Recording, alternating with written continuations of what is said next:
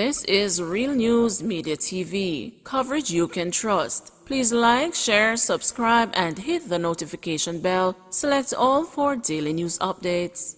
Good morning, my Real News Media TV family. Thank you so much for tuning in this morning, and I'm wishing for everyone a wonderful and a productive day. And in the news this morning for July 11, 2023, Catholic Church confirms a priest arrested for alleged sexual abuse. The Roman Catholic Archdiocese of Kingston has confirmed that a priest was detained by the police on July 5 following an allegation of sexual abuse. It says it will be cooperating fully with the relevant authorities on the matter. Acknowledging the implications and the seriousness of this case, the Archbishop immediately removed the priest from all active pastoral ministry in the diocese, it said in a media release on Monday evening. The Archdiocese of Kingston also said it wishes to express publicly its deep concern for all parties involved in this reported incident. It's understood that the priest is accused of committing several sexual offenses against a 12-year-old girl in Portmore, St. Catherine. The police are reportedly expected to charge him later this week. Police sergeant found guilty of raping 16-year-old student. A police sergeant was found guilty of raping a 16-year-old girl when he appeared in the Home Circuit Court on Monday. Sergeant Christopher Bennett, who worked at the Denham Town Police Station in the Kingston Western Division, is to be sentenced on September 4, 2023. Sergeant Bennett was accused of abducting and raping the student on June 17, 2019, along the Palisades Main Road in East Kingston. The abduction charges were discharged after no case submissions. The trial was concluded last month. Allegations are that the cop offered the complainant a ride from the police station and took her to the Palisades Main Road, where he had sex with her against her will. The child later reported the matter to the police, and following investigations, Sergeant Bennett was arrested and charged. Church leader believes Reverend Orville Moore was murdered. A church leader is suggesting that Deputy Commissioner of Corrections, Reverend Orville Moore, who was found dead off the Spurtree Hill Main Road last month, was murdered.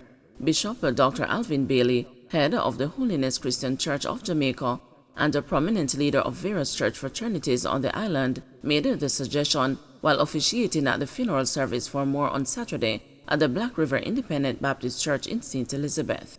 Moore had gone missing on May 29 when he was last seen on Farewell Avenue, Malines Road. On June 1, he was found dead near the wreck of his car off the crash-prone Spurtree Hill Main Road. His death was initially believed to be as a result of the crash, but an autopsy determined that he died of strangulation. At the time, the police said they did not suspect foul play. However, according to Bishop Bailey, an independent autopsy commissioned by Moore's family revealed several inconsistencies. Externally, when his body was inspected, it was smooth like a baby bottom. For a man whose vehicle flew 300 feet down, impeccable, Bailey said at the Thanksgiving service. They also picked up where the wire that hung him from a green tree in that precipice ran around his neck, behind his ears, and hung him. So for him to have hung himself, he would have had to be able to hold those two wires and then sit down in a comfortable position and stay there until the wire hung him. He said outside of a shaving cut on Moore's scalp, no other external bruise was found by the independent autopsy. He said the autopsy revealed two internal injuries. One was a fractured rib, one rib inconsistent with a man who would have gone over a precipice and had an accident, and a lower dislocated back, which injury, if he had suffered it, he could not walk or would have been in excruciating pain, Bailey said, adding, but the autopsy says that he did not suffer those injuries while he was alive because there was no seepage, so he suffered those injuries while he was dead, gone to heaven. He said the inconsistencies have led many people to question whether Moore was murdered. So the question is being asked where the instructions came from for the assassination of Reverend Moore, and the question says, did it come from within the correctional institution prison? Bailey said. Is it true that instructions are being given from prison for a man to dead out a road? I don't know, the clergyman said. Bailey also questioned what he said was the seeming haste of the police to close the investigation and the relative silence of the Department of Correctional Services. Police continue search for members of suspected drug trafficking ring. The security forces are continuing their search for members of a suspected international drug trafficking network operating on the island. 7 people, including 3 suspected drug traffickers, were taken into custody Sunday evening during a raid in St. James.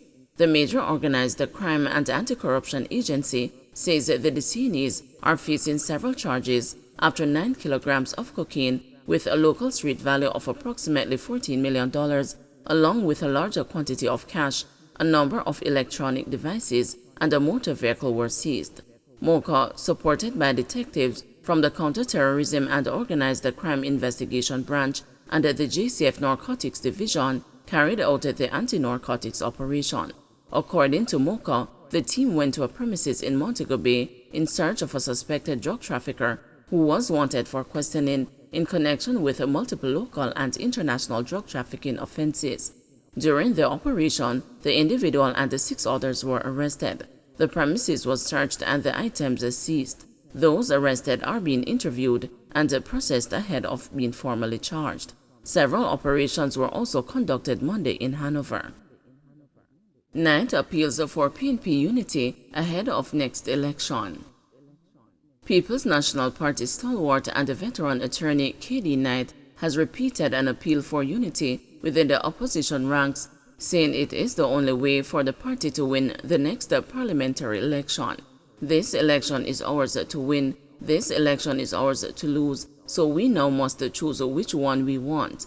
No party in Jamaica has ever won an election when that party is divided. So time come now for unity in the People's National Party. Cut the crap, cut the nonsense, cut the foolishness, Knight told the comrades at the party's Manchester Central Constituency Conference at the Gulfview Hotel on Sunday. The event was held to endorse Donovan Mitchell as the party's representative in the constituency for the next general election. He replaces former Member of Parliament Peter Bunting, who had lost the seat to the Jamaica Labour Party's Rhoda Crawford in the September 3, 2020 general election. Crawford polled 8,139 votes to Bunting's 6,989 votes. Bunting's defeat was one of the shock results of the election, in which the PNP was mauled 1449 by the JLP, a defeat that many comrades and political analysts argued was the result of bitter infighting triggered by Bunting's leadership challenge to then PNP President Dr. Peter Phillips in 2019. Bunting's challenge was unsuccessful, but it had split the PNP and opened old wounds from which the party had been ailing since 2008. On Sunday, Knight said for there to be unity, the divisive mindset from previous internal election campaigns for leadership must end. Making reference to the campaign slogans for both sides in the 2019 contest, Bunting's Rise United and Dr. Phillips One PNP, Knight said, "I want to tell you something. Rise United was a campaign slogan, the campaign done. One PNP was a campaign slogan, the campaign done," he said, before commenting on one of the slogans used in the race between Mark Golding and Lisa Hanna to replace Dr. Phillips in 2020. Bring Back the Love was a campaign slogan, the campaign done, he said. Knight, who had supported Hanna in that contest, told his audience, which comprised the hierarchy and the stalwarts of the party, including Golding, that the focus should be on campaigning towards the next parliamentary election. "Comrade leader, I did not vote for you in the last whatever PNP leadership race. I didn't vote for you not because I thought you didn't have the capacity to lead the party. I prefer Lisa Hanna. I am a girl's man," he said, evoking laughter from the audience. "But you see, when you won, when they declared you as the victor, I was one of your biggest supporters, and I am running around the country now like Lego Beast because I want you to become the Prime Minister after the next election," added Knight. He combined campaign slogans as he reiterated the need for unity in the party. "I want you to rise. I want you to rise united as one PNP. Why? Because I want to bring back the love," said Knight. Don't forget to like, share, subscribe, and hit the notification bell. Select all for daily news updates.